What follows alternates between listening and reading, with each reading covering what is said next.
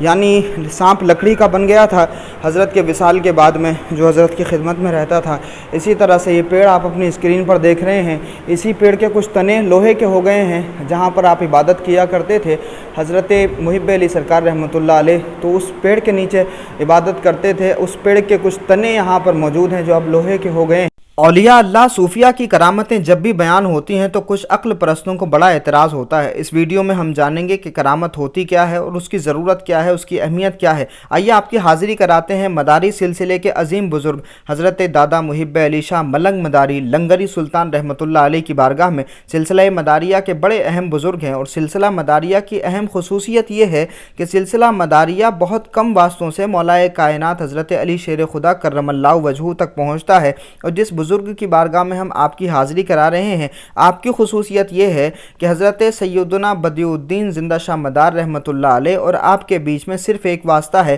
یعنی حضرت سیدنا بدیع الدین زندہ شاہ مدار رحمۃ اللہ علیہ کے مرید اور خلیفہ ہوئے حضرت سیدنا جمال الدین جان من جنتی رحمۃ اللہ علیہ، جن کا مزار مبارک بہار میں ہے، اور سیدنا جمال الدین جان من جنتی رحمۃ اللہ علیہ کے مرید اور خلیفہ ہوئے حضرت سیدنا محب علی شاہ ملنگ مداری لنگری سلطان رحمۃ اللہ علیہ۔ ان کا خوبصورت آستانہ آپ کی اسکرین پر ہے۔ حضرت دادا محب علی شاہ لنگری سلطان رحمۃ اللہ علیہ کو غیر مسلم بھائی محبت سے دادا مہاولی سرکار کہتے ہیں۔ مسلمانوں میں لنگری سلطان کے نام سے بھی مشہور ہیں کیونکہ آپ کے یہاں سال کے 12 مہینے لنگر بھی چلتا ہے۔ جب آپ ظاہری حیات میں تھے تب بھی لنگر چلتا تھا اور آج بھی لنگر چلتا ہے۔ 600 سال سے اس بارگاہ میں مداری سلسلے کا فیضان جو ہے وہ عام ہے۔ بندگان خدا یہاں آتے ہیں، روحانیت کے دسترخوان پر بیٹھ کر کے اپنا پیٹ بھرتے ہیں۔ تو حضرت دادا محب علی شاہ ملنگ مداری رحمۃ اللہ علیہ کو محب علی شاہ کے نام سے بھی جانا جاتا ہے، مہاولی سرکار کے نام سے بھی جانا جاتا ہے۔ گجرات میں ایک جگہ گوترکا شریف ہے، رادھن پور ایک بڑا مشہور قصبہ ہے۔ اگر آپ گوگل پر سرچ کریں گے تو رادھن پور سے 20 کلومیٹر کے فاصلے پر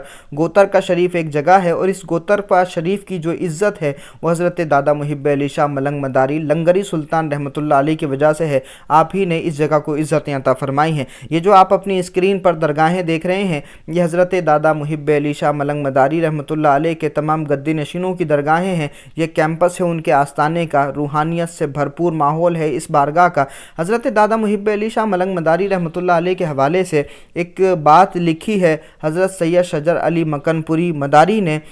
جو بہت بڑے شاعر بھی ہیں، عظیم عالم دین بھی ہیں، اور انہوں نے مداری سلسلے کے بہت سارے بزرگوں کا تذکرہ لکھا ہے۔ ملنگ نام سے ایک کتاب لکھی ہے اور اسی میں حضرت دادا محب علی شاہ ملنگ مداری رحمۃ اللہ علیہ کا تذکرہ بھی انہوں نے لکھا ہے، اور انہوں نے یہ واقعہ لکھا ہے کہ ایک نواب صاحب تھے جو اسی علاقے میں رہتے تھے جہاں پر آج حضرت دادا مہاولی سرکار رحمۃ اللہ علیہ کی بارگاہ ہے۔ وہ نواب صاحب 284 گاؤں کے مالک تھے، یعنی وہ تمام کے تمام گاؤں انہی کی ملکیت میں آتے تھے۔ کسی راجہ نے ان گاؤں پر حملہ کرنے کے لیے دھمکی دی نواب صاحب کو۔ نواب صاحب پریشان ہوئے، مہاولی سرکار رحمۃ اللہ علیہ کی بارگاہ میں حاضر ہوئے اور انہوں نے عرض کیا کہ حضور ایسے ایسے فلاں راجہ نے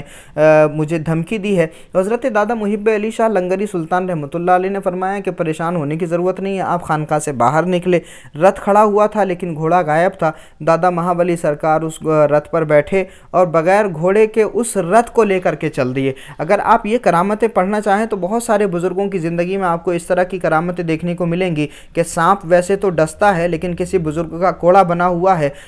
شیر جس کی فطرت چیرنا پھاڑنا ہے، اور وہ شیر جو ہے بزرگان دین کی سواری بنا ہوا ہوتا ہے۔ تو جو خدا کی اطاعت کرتا ہے پھر مخلوق خدا اس کی اطاعت اور فرما برداری کرتی ہے۔ یہ فلسفہ بڑا آسان ہے اور صاف ہے اور اس کو سمجھنے کی ضرورت ہے۔ تو حضرت دادا محب علی شاہ ملنگ مداری رحمۃ اللہ علیہ بنا گھوڑے کے رتھ پر سوار ہوئے، وہ رتھ چلا اور اس راجہ کے دربار میں پہنچے۔ جب اس راجہ نے دیکھا کہ بنا گھوڑے کے رتھ آیا تو کچھ تقریر کرنے کی ضرورت نہیں پڑی، اس کے سامنے کچھ خطاب کرنے کی ضرورت نہیں پڑی، کچھ اور کہنے کی ضرورت نہیں پڑی۔ اس نے سمجھ لیا کہ یہ کوئی عام آدمی نہیں ہے، اور اس نے حضرت دادا محب علی شاہ ملنگ مداری رحمۃ اللہ علیہ کے سامنے گھٹنے ٹیک دیے اور حضرت کی بارگاہ میں معافی مانگی، اور اس نے کہا کہ حضور آپ جیسا چاہیں، میں اس پر کوئی حملہ نہیں کرنے والا۔ وہ اپنے ارادے سے پیچھے ہٹ گیا، اور اس طرح سے حضرت دادا محب علی شاہ ملنگ مداری رحمۃ اللہ علیہ نے 284 گاؤں کی حفاظت کی اور اس پوری ریاست کی حفاظت کی اور پوری ریاست کو اجڑنے سے بچا لیا۔ تو جو اللہ والے ہوتے ہیں وہ دنیا میں بندوں کی حفاظت کرتے ہیں اور آخرت میں بھی اپنے مولا کی بارگاہ میں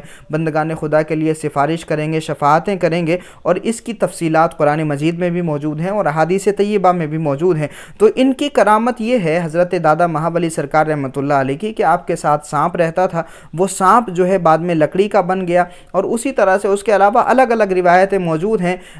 لیکن سانپ وہ جو لکڑی کا تھا وہ آج بھی یہاں پر موجود ہے، آپ اپنی اسکرین پر اس کو دیکھیں گے۔ اور اسی طرح سے جس درخت کے نیچے آپ عبادت کیا کرتے تھے وہ درخت کی جو ٹہنیاں تھیں، کچھ شاخیں تھیں، وہ لوہے کی بن گئی تھیں۔ دراصل یہ نشانیاں ہوتی ہیں بندگان خدا کو دکھانے کے لیے۔ اگر آپ مغربی دنیا کی طرف جائیں گے تو وہاں چمتکاروں کو نمسکار نہیں ہے، لاجک زیادہ ہے، ریشنل زیادہ ہے، وہاں منطقی بات اگر آپ کریں گے تبھی آپ کی بات کی اہمیت ہوگی، ادروائز کسی بات کی کوئی اہمیت نہیں ہوگی۔ لیکن ہندوستان میں ان جیسی کرامتوں کو بڑی اہمیت حاصل ہے، جیسے آپ یہ سانپ دیکھ رہے ہیں اپنی اسکرین پر، اور اسی طرح سے یہ کچھ تنے دیکھ رہے ہیں جو لوہے کے بن گئے ہیں۔ انہی تمام باتوں کے ذریعے بندگان خدا کو قرآن سمجھایا جا سکتا ہے، حدیث سمجھائی جا سکتی ہے۔ ظاہر سی بات ہے کہ آج کے اس دور میں بھی بڑے بڑے مسلمان ہیں، بڑے پڑھے لکھے مسلمان ہیں، لیکن ان کو دین سمجھنے کی، قرآن سمجھنے کی فرصت نہیں ہے۔ تو ایسے لوگوں کو قرآن کیسے سمجھایا جائے جن کو کچھ نہیں آتا، جو اپنا نام نہیں لکھنا جانتے، ان کو خدا کا تعارف کیسے کرایا جائے؟ تو ان کرامتوں کا سہارا لیا اولیاء اللہ نے، بزرگان دین نے، اور ان کرامتوں کے ذریعے ان بندگان خدا کو اپنے قریب کیا۔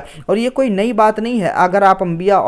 کی تاریخ پڑھیں گے تو آپ کو ملے گا کہ حضرت موسیٰ علیہ السلام کے زمانے میں جادوگری کا زمانہ تھا، تو وہ رسیوں کو بٹ بٹ کر زمین پر ڈالتے تھے، تو اللہ رب العزت نے حضرت موسیٰ علیہ السلام کو حق کا نمائندہ بنا کر اسی طرح کی، اسی پیٹرن کی ایک طاقت عطا فرمائی۔ پھر جب انہوں نے ایک ڈنڈا زمین پر ڈالا، وہ اژدہا بنا، تو جادوگروں کے سارے سانپوں کو نگل گیا، اور پھر تمام جادوگروں نے کہا کہ آمنا برب موسیٰ و ہارون، ہم موسیٰ اور ہارون کے رب پر ایمان لائے۔ تو تمام انبیاء کی تاریخ میں آپ کو یہ ملے گا کہ اللہ رب العزت نے ہر زمانے کے تقاضے کے مطابق انبیاء کو اسی دور کے حساب سے معجزات عطا فرمائے۔ تو اولیاء اللہ کو بھی زمینوں کے تقاضوں کے مطابق، زمینوں کی فطرت کے مطابق کچھ تصرفات، کچھ اختیارات عطا فرمائے، اور ان کرامتوں اور ان تصرفات کا استعمال کرتے ہوئے اولیاء اللہ، بزرگان دین نے بندگان خدا کے